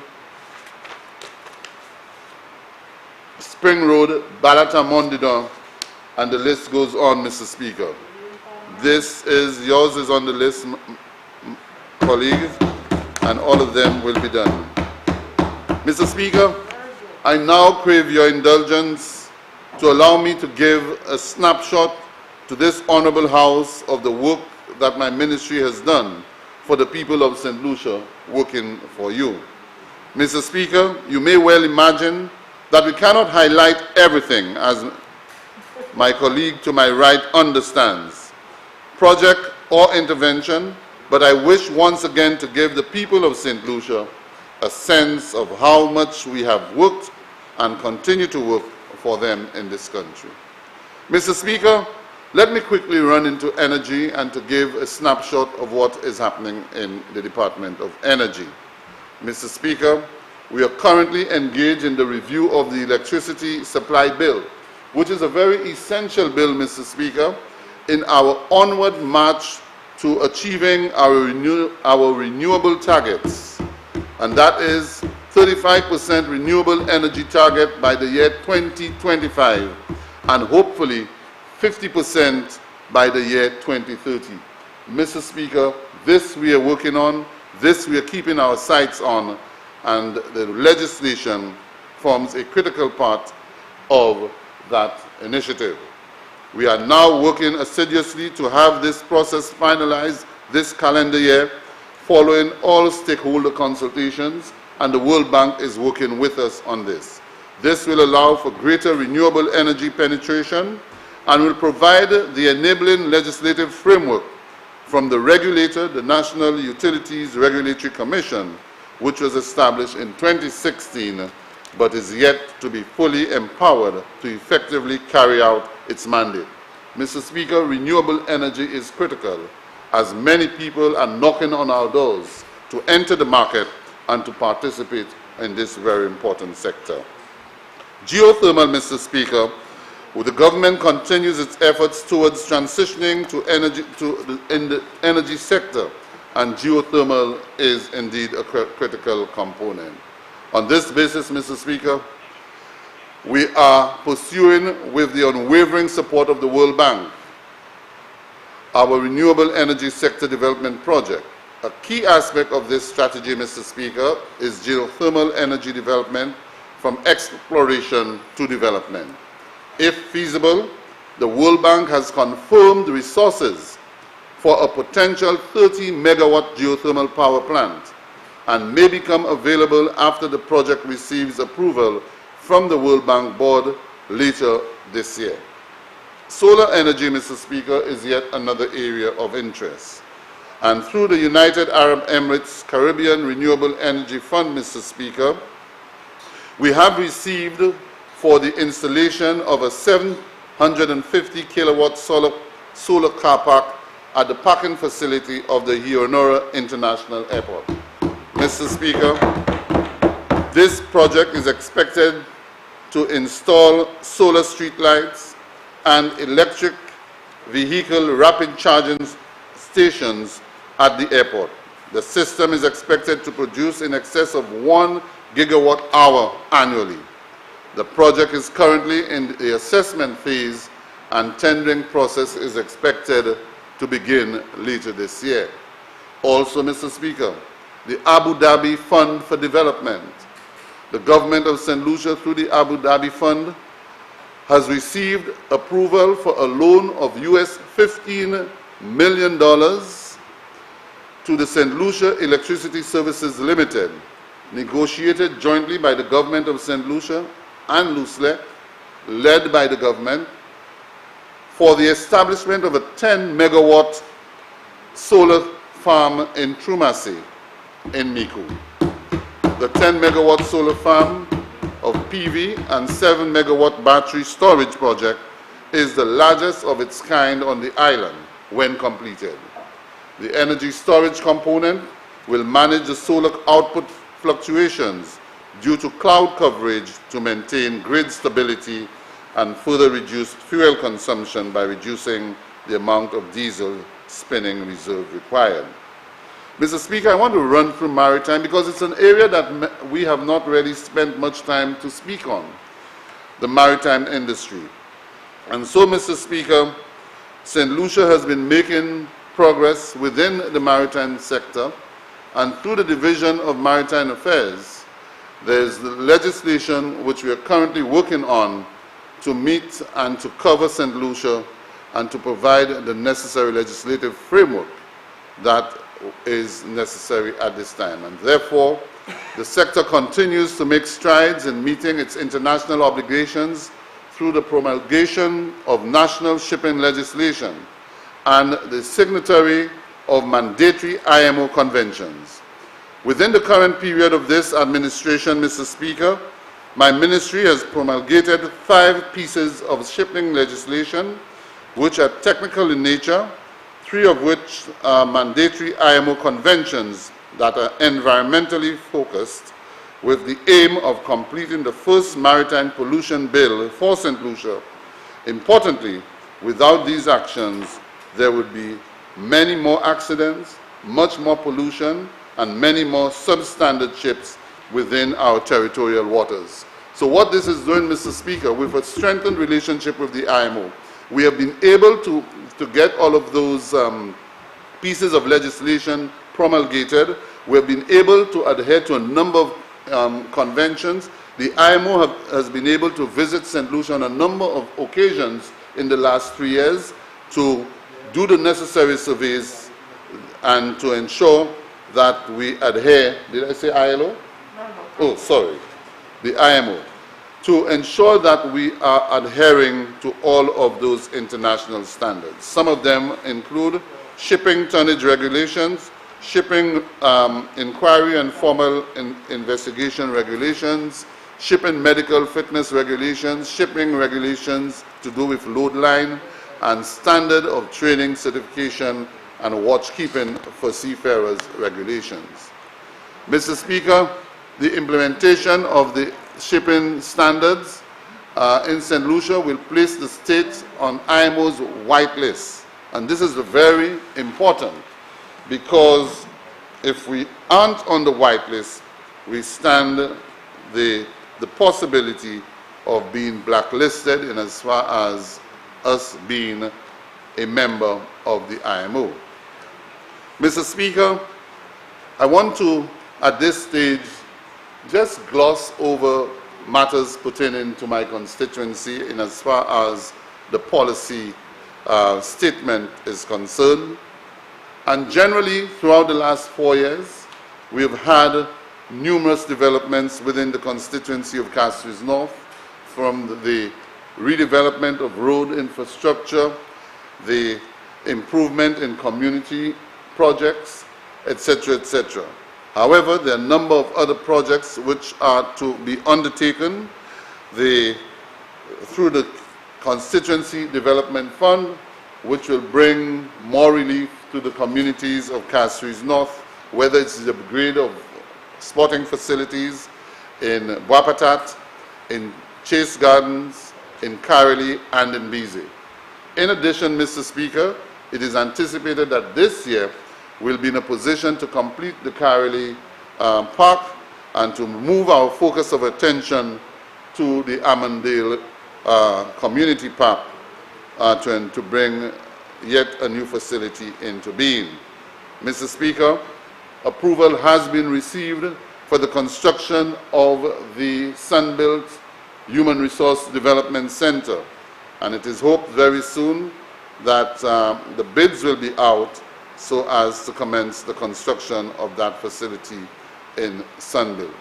Quite a number of community projects, Mr. Speaker, will continue, among them being the refurbishment of the VBCC court, refurbishment of the Leclerc Square, and also the completion of the refurbishment of the Leclerc playing field, for which we have received the support of the Ministry of Youth and Sports in the installation of LED lighting to enhance the facility and to get the necessary approval as a minimum standard FIFA playing field. I want to take this opportunity to thank the Minister for Sports for his efforts and his support, even though at the first demonstration of the lighting, we have recognized that there are still some deficiencies, and he has given me the assurance that he will ensure the necessary adjustments are made and improvements to the lighting. Mr. Speaker, in conclusion, these are our strides, these are our achievements, but not without our fair share of challenges through the years. Unfortunately, the future signals great uncertainty. Amidst the uncertainty, Mr. Speaker, permit me therefore to twist the quotation referenced by the Honorable Prime Minister from the book A Tale of Two Cities during his presentation of the budget address last Tuesday evening. In his presentation, he quoted from Charles Dickens's Tale of Cities, and I twisted. It was the best of times in 1992. It's now the worst of times, COVID 2020. It was the age of wisdom. It's now the age of stupidity. It was the Easter of optimism. It's now the summer of despondency. We had the wind in our sails.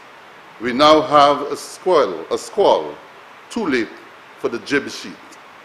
Mr. Speaker, this twisted version of the Charles Dickens quote speaks not of connections between cities and possibilities for transformation, but rather it compels us to look within among us all as a nation to help steer our ship of state through this squall of COVID-19 to a safe and enabling carriage to careen, repair, and restructure our ship for the onward journey ahead of us. Mr. Speaker, this parable of maritime semantics, which is the reality of our current situation in the global environment, speaks to a global health pandemic ravaging through the hemispheres of the world, causing untold destruction to our social and economic fabric. Mr. Speaker, it demands a new agenda, a new posture, a new protocol to enable re-engineering, restructuring, and repositioning the ship of state to face the new and emerging challenges and opportunities which may be ahead on the horizon of the unknown. Mr. Speaker, while in the best of times we attempted and made some bold steps as a nation, regionalism, statehood, independence, and integration, our current position now calls for retrospection and introspection. Mr. Speaker, COVID-19 has exposed our nakedness in many spheres, social and economic, but it presents us with numerous opportunities if only we take the right decisions now. We must, first and foremost, agree that the time is now to stop the social and political bickering and put our shoulders to the wheel to help rescue our nation from the ravages being inflicted upon it by this pandemic, COVID, and other forces.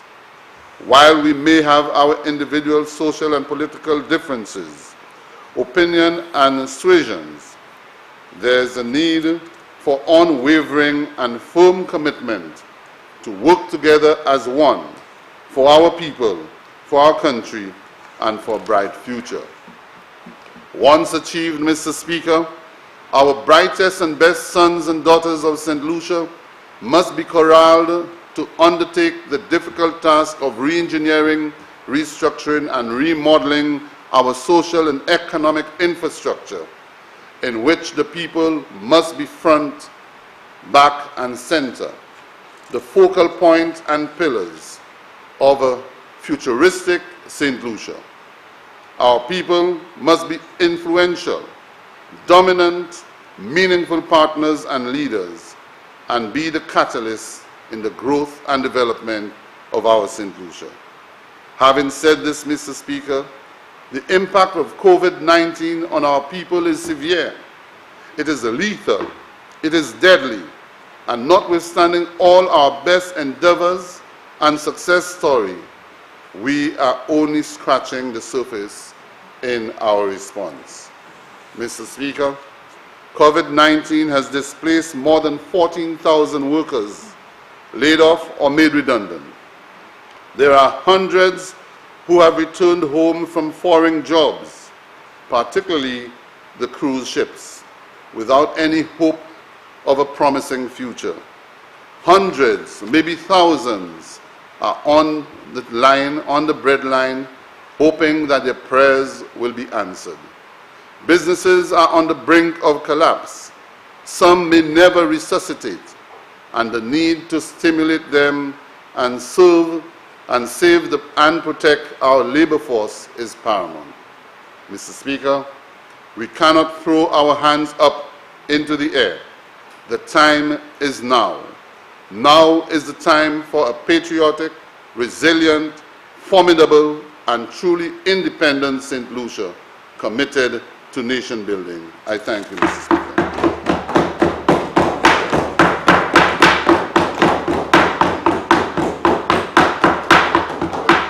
Thank you.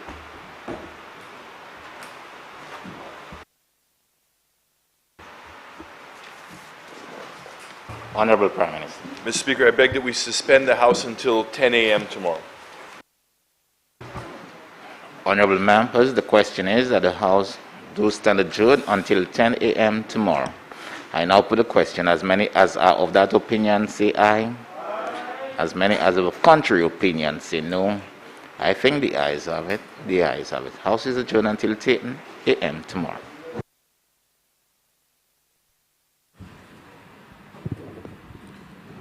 We have now reached the end of our live broadcast of the 2020 Appropriation Bill debate in the House of Assembly or the lower house of Parliament. It is Thursday, June 25, 2020. As I mentioned before, much earlier in the previous broadcast, you can catch us live on the National Television Network, our Government of St. Lucia Facebook page, our YouTube channel, and you can catch news stories on Parliament as well as other stories on the work of government on our nightly news program, NTN Nightly at 7 p.m. on all those platforms, and our Government of St. Lucia web portal, www.govt.lc. The appropriation, the bill debate is part of our annual budget season debates, and on Tuesday we saw the Prime Minister for St. Lucia and the Minister for Finance, the Honorable Alan Shaste, make his appropriation bill presentation, where he unveiled this budget cycle's various focuses for 2020-2021, as well as the challenges faced in light of the coronavirus pandemic that have affected the entire world. The achievements that were highlighted during his presentation and the debates that have gone on from Tuesday to now, Thursday, highlighted creation of sustainable employment, the tourism industry, agriculture, the public sector investment, road infrastructure development, the Hugh Honore International Airport, the Castries redevelopment, youth development, re-engineering social services, healthcare, education, creative industries, and the improvements on justice and security. Stimulating the economy in response to COVID-19 was also a highlight of this week's debate. And I want to thank the audience for sticking with us throughout the duration of the broadcast, and we do hope that you will stay tuned to the National Television Network, and please, as we return tomorrow for more of the appropriation bill debate, which should resume at 9 a.m. tomorrow. Thank you for watching. Good evening.